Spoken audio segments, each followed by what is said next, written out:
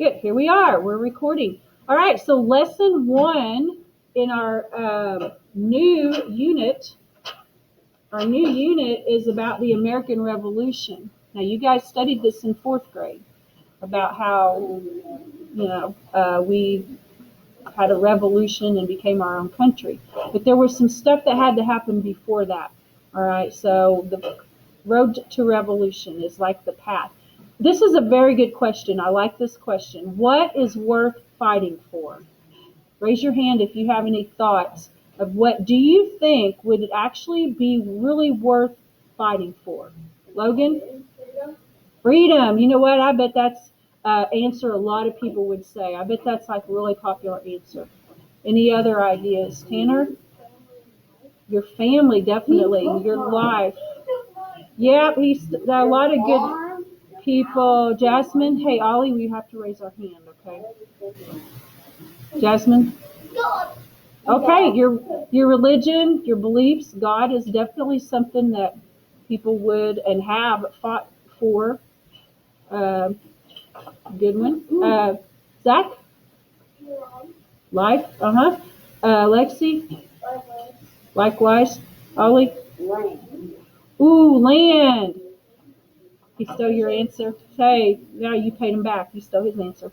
Land. In fact, that's really what the French and Indian War was about. It was about land. So we don't what?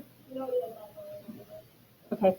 So New France expands. You guys follow along.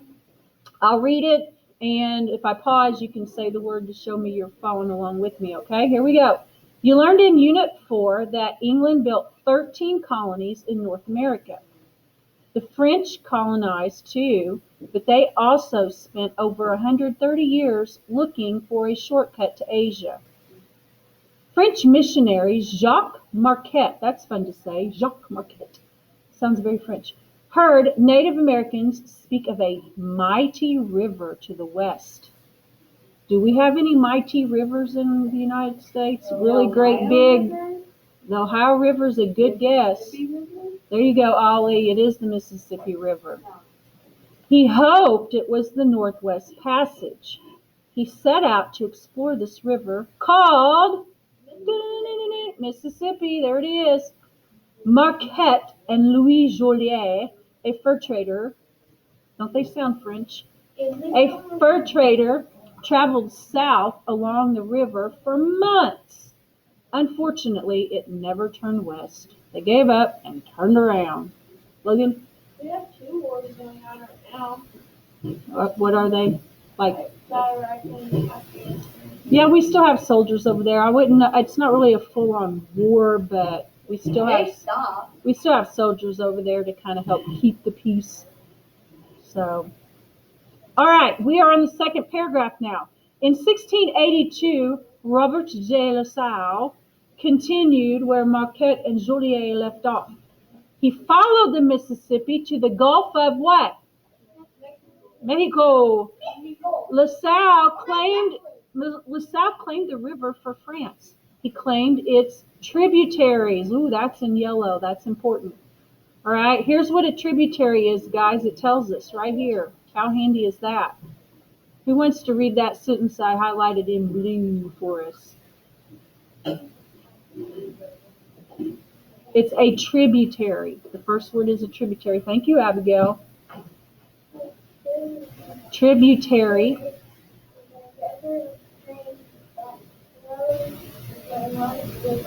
Good. So let's all say that word together. Tributary. Tributary. All right. So a tributary is a smaller river that flows into a larger river. I have a map on the board, but maybe I should pull it up on here since I'm recording it. USA rivers. Images. Look at here. Oh, we got all kinds of good rivers. Let's pull this one up. Yep. Get back over here. All right. So here is the Mississippi River. It's very long. It starts all the way up in Minnesota. Goes all the way down through here, all the way to the Gulf of Mexico. That must be the biggest river. It is the biggest river in North America, yes. The tributaries of the Mississippi River are the smaller rivers, and when I say smaller, they're really not small. Because if you've ever crossed into Kentucky and went over the Ohio River, that's not small, is it? But it is smaller than the Mississippi. The Ohio River right here, it is a tributary of the Mississippi River. It flows right into it. Look, here's where we live. See where that little plus sign is? Why does it have to be?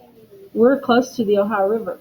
All right, another tributary of the Mississippi River is this, the Missouri River out west. It's really long. And another one is the Arkansas River. It flows into the Mississippi. Hello? And the Red River, it flows into the Mississippi.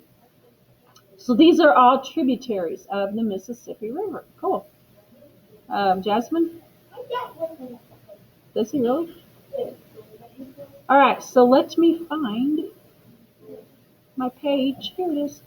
All right, LaSalle named the area Louisiana after King Louis XIV of France. So, let me go back to my rivers. The French, remember when we learned our colonies and we took our tests where you had to label the colonies? So that's this area over here. This was where the British were, the British 13 colonies. The French, they settled more up in here in Canada, and then they settled up here around the Great Lakes. And guess what? Where we live at, that was French area. They settled here around the Ohio River.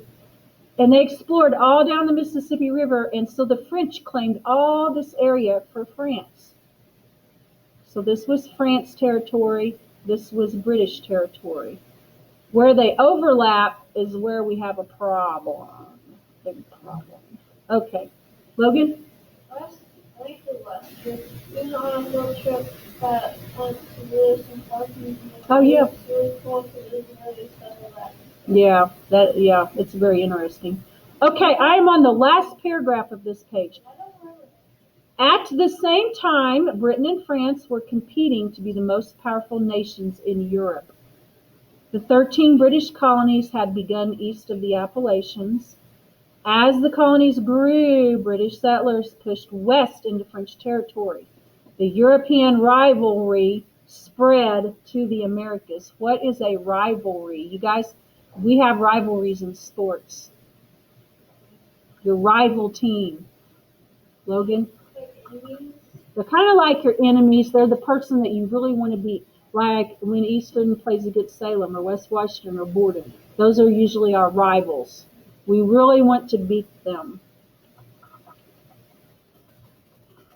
Well, at that time, Britain and France were rivals. Okay. They were rivals back in Europe. Here's France back in Europe. Here's Great Britain, or the United Kingdom is another name. Look, they're pretty close, aren't they? Usually your rivals are somebody that lives close by. It looks like you reached. You could, well, actually, people have swam the English Channel. This body of water here is called the English Channel. I mean, it's far, but people have swam it, so it's possible. We have to be really good though. So they were always kind of fighting and competing against each other, and so they were doing the same here in North America. All right, so we are going to have to take a break to go to the restroom soon, but I think we'll do one more page first because it's fairly short. 159. Oh, okay. Yeah, Abigail. What now? Oh, yeah? All right, so you guys can turn your page as well. You have the same page, 159. You see this map here? This map really tells the whole story. The area in green is what? Is it French or British? Just blurt it out. Look at your key. Oh, French. French, all right. The area in green is French land. Hey, we're part of that. Here's right here is where Indiana would be. We're So we used to be French back in 1750. All right, all along the Mississippi River, claimed for France. Okay, this area over here in red, it belonged to who? The British. Look at your key, British. What about the striped area? Disputed. That means they were fighting over it. They were disputing over it. They were fighting over it. All right, let me read this paragraph, these two paragraphs. Tensions grow. By the early 1750s, both Britain and France claimed the Ohio River Valley. There's the Ohio River. The valley is the area all around it, okay? The British wanted to farm the land there. They cut down trees to make room to grow crops and build houses. French fur trappers feared that cutting down the forests would drive away the animals, hurting their trade. This conflict over land led to fighting between the British and the French. So, whoever said land earlier, Logan, I think, and Ollie was thinking it. There it is. They were fighting over land. All right? Mostly this land, because French said this is our land because it kind of touched them, and British said no, this is our land because it touches us. And all right, next paragraph. Native Americans were drawn into the conflict. They were in the middle of it, basically, because they lived here too. To protect their ways of life, they became allies with either the French or the British. They chose sides based on who could best protect their lands. Now, most of the Native Americans fought on the side of the French. Most of them were with the French. There were a few tribes that sided with the British because they made a deal with them and said, hey, if you fight with us, we'll give you this, this, and this, okay? But most of them liked the French better because remember, the French, they were mainly there just to trap furs. They weren't trying to build big farms or build a lot of big towns. And so that went over better with Native Americans because they were kind of left more alone by the French. All right, so they would like that. So they were definitely usually more friendly with the French. The British, most Native Americans did not get along too well with the British because the British would basically just try to take all their land away from them, turn it into farms, turn it into towns, and Native Americans did not appreciate that, I wouldn't appreciate that either. All right. We're going to stop there.